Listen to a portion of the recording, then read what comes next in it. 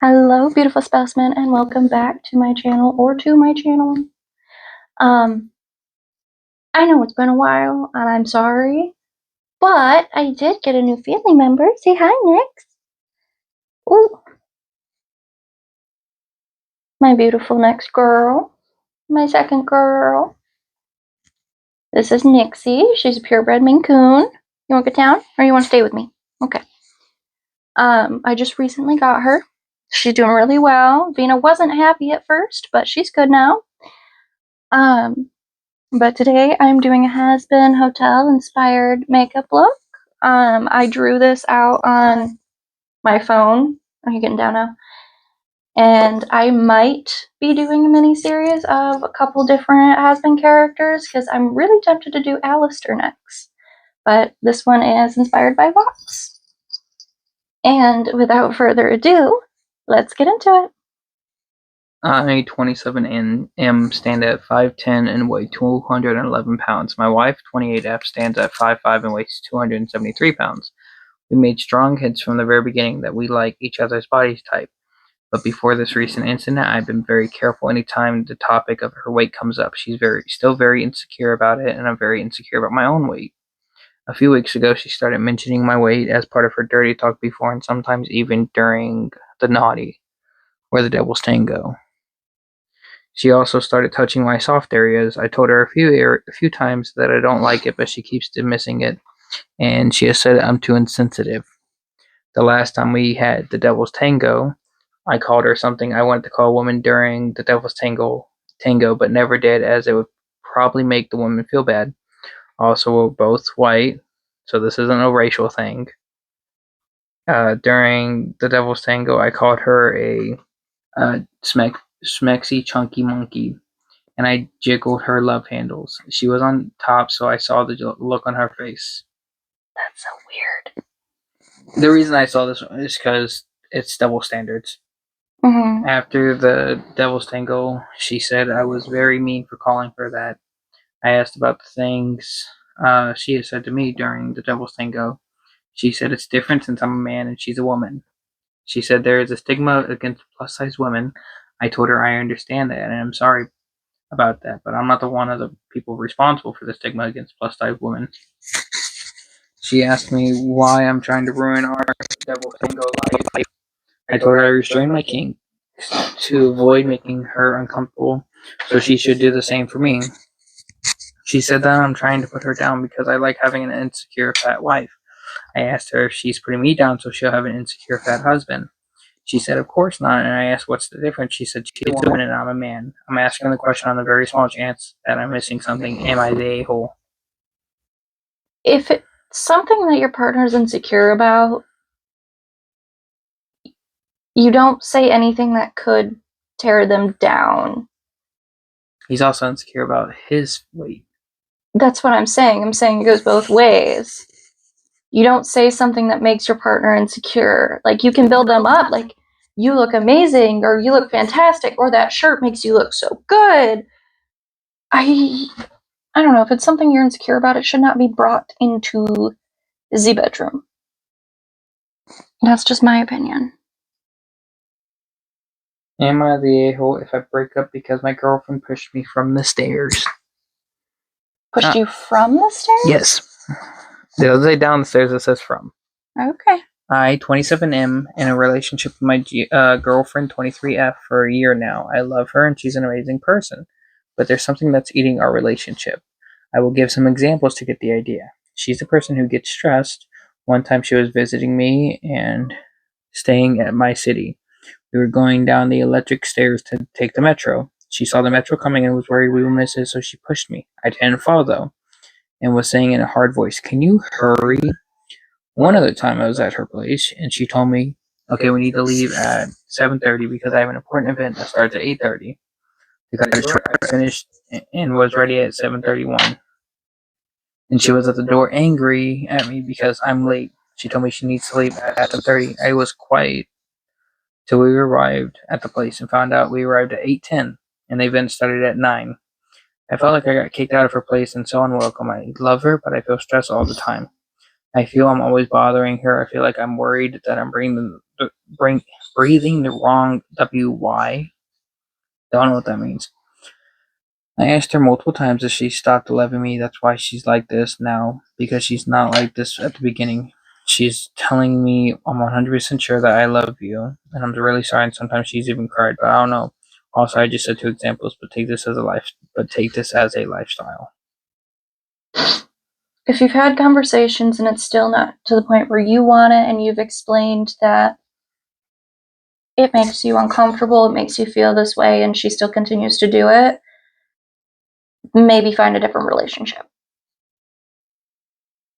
I'm sorry, but pushing someone down the stairs is wild. Well, yeah.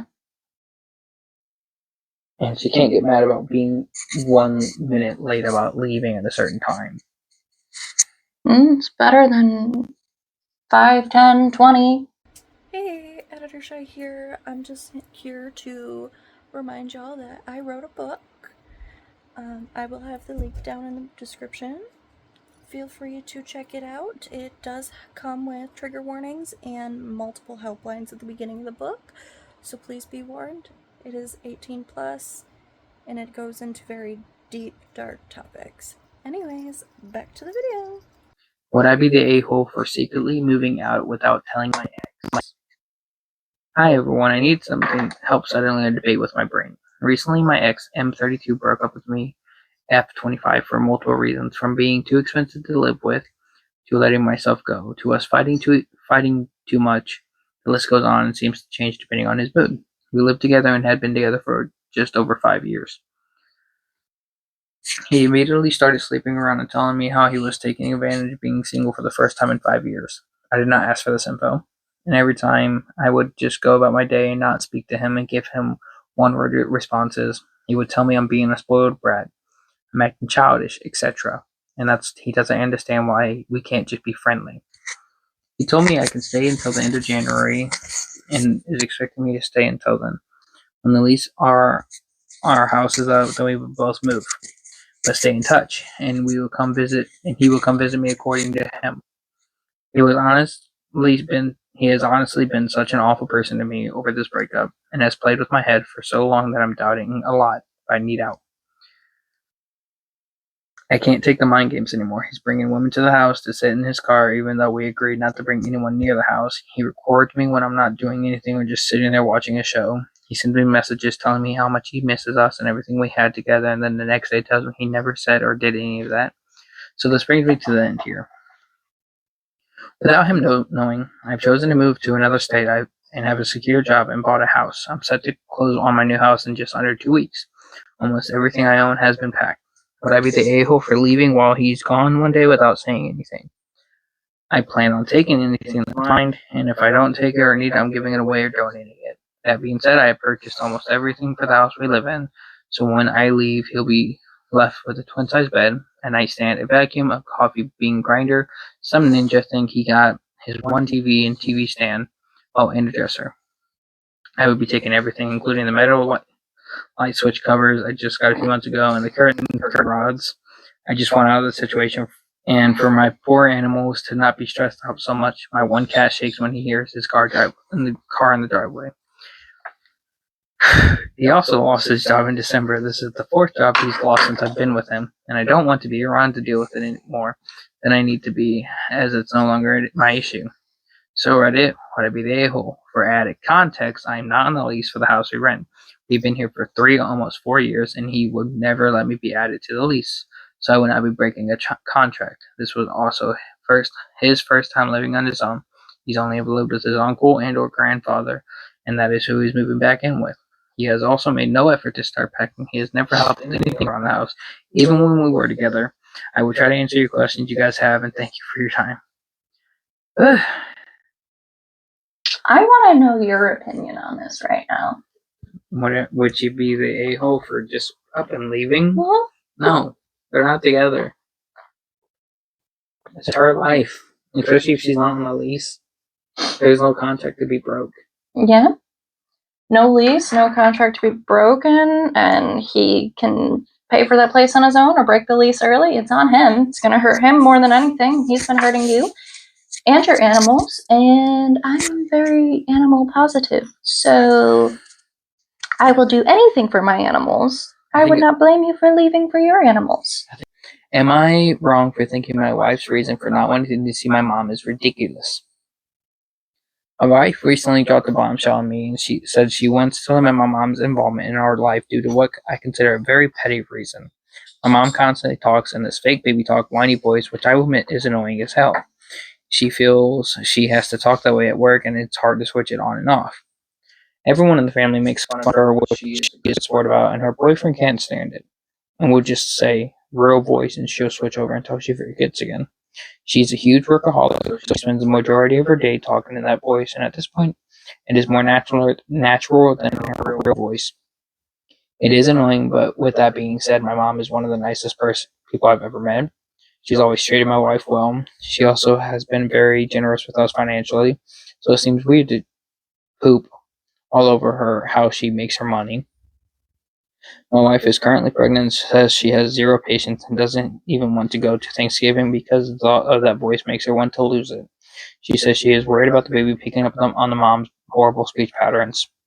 Here is where I might be the a-hole. I told her that was a weak reason to want to push my mom away. If she was being one of those MILs from hell, I would completely get it. But she has been nothing but kind and giving. We are going to be the baby's first role models when it comes to speech. My mom does to try to stop and remind it. I told my wife she was going to need a much better reason than that, and I was disappointed in how selfish she was being. Because everyone is curious. My mom is a lobbyist. I don't get it either. A what? A lobbyist. I don't exactly know what that is. You want to look it up real quick? Yeah. Any thoughts on that? I mean, I can get that random things bother you a lot when you're pregnant because you can't really control what annoys you that much, especially even when you're just PMSing. You can get annoyed a lot easier just because of your hormones alone. So, oh damn it. A lobbyist means a person who is employed and receives payment or who contracts for economic considerations for the purpose of lobbying, or a person who is principally employed for government affairs by another person or government entity to lobby on behalf of that person, government entity. That told me nothing. Basically, what Barney does in How I Met Your Mother. Please. I don't get it either. He doesn't understand it, so. I don't remember that show very well, so that didn't help me either. But no, in my opinion, his wife is a bit overreacting a little bit. The voice is annoying if it is, but if she's helped financially, so. I would understand if you cut off someone rude, mean, no boundaries, stuff like that, but someone that's just so used to talking in a specific voice for work and will stop when she's reminded seems excessive, especially because she's been nothing but nice to you, she's helped you, she's been there for you. I don't know, I don't get it, yeah. But I'm gonna do my finishing touches, and I will be right back. And I'm back with the finished look.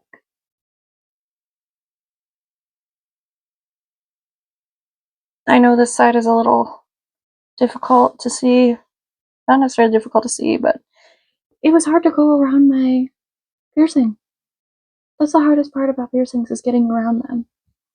But let me know what you think down in the comments below, and I will see you all next time. Bye!